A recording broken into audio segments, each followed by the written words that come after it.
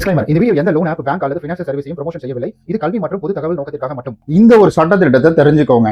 அதாவது இணையதளத்துல ஒரு முக்கியமான விஷயம், அதாவது இந்த வீடியோ மிகப்பெரிய ஒரு வைரலா போயிட்டு இருக்குங்க. அதாவது ஆத்தா உனக்கு காசு கொடுத்துடுவாடா, நான் அவளுக்கு கொடுத்துட்டேன், இன்னும் கொஞ்சம் நல்ல பணம் உனக்கு வந்துடும், நீ மறுபடியும் வந்து அவகிட்ட வாங்கிட்டு போடா அப்படின்னு.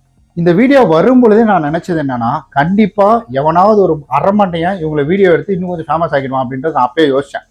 அதே போல ஒரு சில வந்துட்டு இன்ஸ்டாகிராம் வீடியோஸ்லயும் வந்துட்டாங்க, அதுக்கப்புறம் சில யூடியூப் சேனல்லையும் வந்துட்டு அவங்கள சாமியாக மாத்திட்டாங்க. இப்போ அவங்க வந்து தனியாக ஒரு சாமி சிலை வச்சு அவங்க சாமி சொல்ல ஆரம்பிச்சிட்டாங்க. அது அவங்களுடைய பர்சனல், அவங்க எப்படியே போட்டு அதை விட்டுருங்க.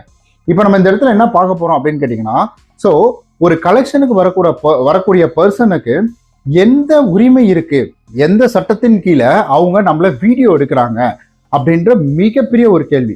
இந்த வீடியோவை எடுத்தது மிகப்பெரிய ஒரு தப்பு, அந்த வீடியோவை இணையதளத்துல போஸ்ட் பண்ணது அதை விட மிகப்பெரிய ஒரு தப்பு. ஆனா இந்த வீடியோவில் வந்தாங்க பார்த்தீங்கன்னா, அவங்க போய் கம்ப்ளைண்ட் கொடுத்தாங்க அப்படின்னா கண்டிப்பா இந்த வீடியோ எடுத்த நபர் மேல கேஸ் அப்படின்றது வரும். அவங்க சண்டை போடுறாங்க, பிரச்சனை வந்து அந்த பிரச்சனையை இவங்க இணையதளத்தில் விடக்கூடாதுன்னு சொல்லுவாங்க. ஸோ கால் ரெக்கார்ட் பண்றதே வந்துட்டு தப்பான விஷயம். அதாவது ஒருத்தர் பேசும்போது கால் ரெக்கார்ட் பண்றாங்கன்னா, சார் பார்த்து பேசுங்க, கால் ரெக்கார்ட்ல இருக்கு, அந்த ஒரு வார்னிங் அப்படின்றது கொடுக்கணும்.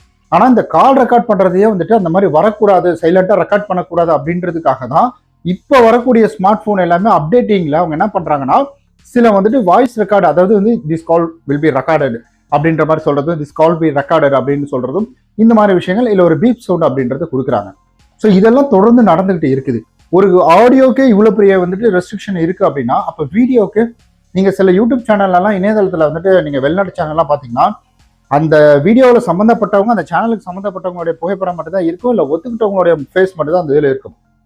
மீதம் இருக்கக்கூடிய வேற யார் அந்த இடத்துக்குள்ள வந்தாலும் சரி, அவங்களுடைய ஃபேஸ் அப்படின்றது அந்த இடத்துல இருக்காது. ஸோ இது நீங்க நிஜமா பார்த்துட்டீங்கன்னா உங்களுக்கு தெரியுங்க, அந்த ஃபேஸ் வந்து பிளர் பண்ணி விட்டுருவாங்க.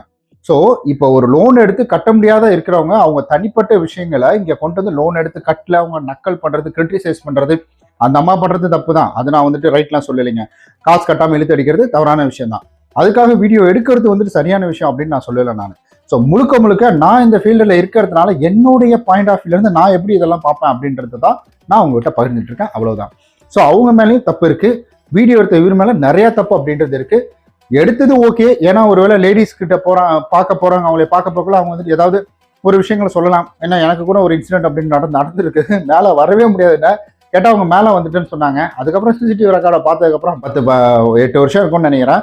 ஸ்டார்டிங் டைம்ல சிசிடிவி ரெக்கார்டை பார்த்துட்டாங்க. அவர் நின்ன இடத்துல நின்ன மாதிரி தான் நின்றுட்டு இருக்காரு, நீங்க என்னமா மேலெல்லாம் வந்தாருன்னு சொல்றீங்க, ஏன் போய் சொல்றீங்கன்னு சொல்லிட்டு அவங்கள பேசி அதுக்கப்புறம் அந்த பேமெண்ட் அப்படின்றது அவங்க தரப்புல இருந்து வாங்கி கொடுத்துட்டாங்க. அவங்க தான் கம்ப்ளைண்ட் கொடுத்தாங்க, அவங்களே வாங்கி கொடுத்துட்டாங்க. ஸோ இந்த மாதிரி இன்சிடென்ட் நடக்குது. அப்போ வீடியோ எடுக்கிறது ஓகே தான், ஆனா அதை பிரைவேட்டா நீங்க வச்சிருக்கலாம். ஸோ பிரைவேட்டா வச்சிருந்து அவங்க வச்சிருக்கலாம். ஆனா இவங்க என்ன செஞ்சுட்டாங்கன்னா அதை பப்ளிசிட் பண்றாங்க. சரி ஓகே, இப்போ அந்த டாபிக் நம்ம போக வேணாங்க, ஏன்னா சம்மந்தப்பட்டவங்க கமெண்ட் இருக்கிறாங்க, ஆனா இவங்களும் வந்துட்டு போட்டுட்டாங்க, எல்லாம் வைரல் ஆகிப்போச்சு, அந்த அம்மா ஃபேமஸ் ஆகிப்போச்சு, அது வேற விஷயம். ஸோ இப்போ நான் முக்கியமாக இந்த இடத்துல சொல்றது என்னன்னா, அவங்க ஒத்துக்கிட்டாங்க ஓகே, இதெல்லாம் ரூல்ஸா, இந்த மாதிரி பணம் கட்டல இல்லைன்னா வீடியோ எடுக்கணுமா, இல்லை வந்து லேடிஸாக இருந்தாலும் வீடியோ எடுக்கணுமா அப்படின்னு கேட்டிங்கன்னா, அதெல்லாம் இங்கே ரூல்ஸே கிடையாதுங்க.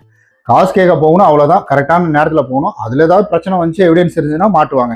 ஒருவேளை அவங்களே வந்து கையை பிடிச்சிருக்காங்களோ இல்லை இது பண்ணாங்களோ, ஏதாவது அப்யூஸ் பண்ணாங்கன்னா அந்த இதுக்கு தகுந்த மாதிரி ப்ரூஃப் இருந்துச்சுன்னா மாட்டிப்பாங்க, அவ்வளவுதான். இந்த மாதிரி கால் ரெக்கார்டு, வீடியோ ரெக்கார்டு இதெல்லாம் பண்றதுலாம் சட்டப்படி வந்துட்டு குற்றம், அது பண்ணவே கூடாது. அதே போல ஒரு லோன் எடுத்துட்டு கட்டாம இருக்கிறதும் அது சட்டப்படி குற்றம் தான், அதையும் நம்ம பண்ணவே கூடாது. இது எல்லாமே சிவில் கேசஸ் எல்லாம் வரும். லோன் அப்படின்றது கட்டலினா, நான் இதெல்லாம் சொல்ல அட்வொகேட் கிடையாது, இந்த ஃபீல்டில் அனுபவம் இருக்கிறதுனால சொல்றேன். லோன் கட்டலினா சிவில் கேசஸ் தான். ஸோ இங்க கிரிமினல் கேசஸ் அப்படின்றது வராது. ஆனா இங்க வந்துட்டு கலெக்ஷனுக்கு வந்து அடிக்கிறது, துன்புறுத்துறது, மேல வந்து கை வைக்கிறது, இந்த மாதிரி பண்ற விஷயங்கள் எல்லாமே வந்து கிரிமினல் அப்படின்றதுக்குள்ளதான் வரும். அதாவது பிசிக்கல் வயலன்ஸ்ல ஈடுபட்டாங்கன்னா அது ஆட்டோமேட்டிக்கா அதுல தான் வரும். தவறான வார்த்தைகள், இந்த சட்ட திட்டங்களை பத்தி பேசுறதுக்கு, சட்டத்தோடைய வந்துட்டு நம்பர் சொல்றதுக்கு நம்ம ஒன்றும் அட்வொகேட்லாம் கிடையாது. இருக்கிற உண்மையை சொல்றேன். இங்க முழுக்க இந்த ஃபீல்டில் இருக்கக்கூடிய அனுபவத்தை வச்சு நான் சொல்றது என்னன்னா, ஒருத்தர் காசு கட்டலைன்னா கேட்கறதுக்கு உரிமை இருக்கு, அவங்க வீடியோ எடுத்து இணையதளத்துல போடுறதுக்கு உரிமை கிடையாது. ஏன்னா இப்ப ரீசெண்டா தான் RBI என்ன சொல்லியிருக்காங்க, மிகப்பெரிய ஒரு முற்றுப்புள்ளி வச்சு சோசியல் மீடியா மூலியமா அவங்களை புஷ் பண்ணக்கூடாது, அவங்க வந்து ப்ரெஷர் கொடுக்கக்கூடாது, தொந்தரவு பண்ணக்கூடாது, அப்யூஸ் பண்ணக்கூடாது அப்படின்ற மாதிரி வந்து சொல்லியிருக்காங்க. அதே மீறியும் இதெல்லாம் நடந்துகிட்டு தான் இருக்குது. இந்த சம்மந்தப்பட்டவங்க இதை ஒத்துக்காம கம்ப்ளைண்ட் கொடுத்தாங்கன்னா கண்டிப்பா இவர் மேல ஆக்ஷன்ஸ் அப்படின்றது எடுப்பாங்க. உங்களுக்கு ஏதேனும் இந்த மாதிரி அனுபவம் இருந்துச்சுன்னா அதையும் கீழே மறக்காம கமெண்ட் பண்ணுங்க. நம்ம நாளைக்கு இது போல நல்ல பயனுள்ள இன்ட்ரெஸ்டிங்கான வீடியோவில் சந்திக்கலாம். அதுவரை உங்களோட விடைபெறும் உங்கள் விஸ்வநாதன். பாய்.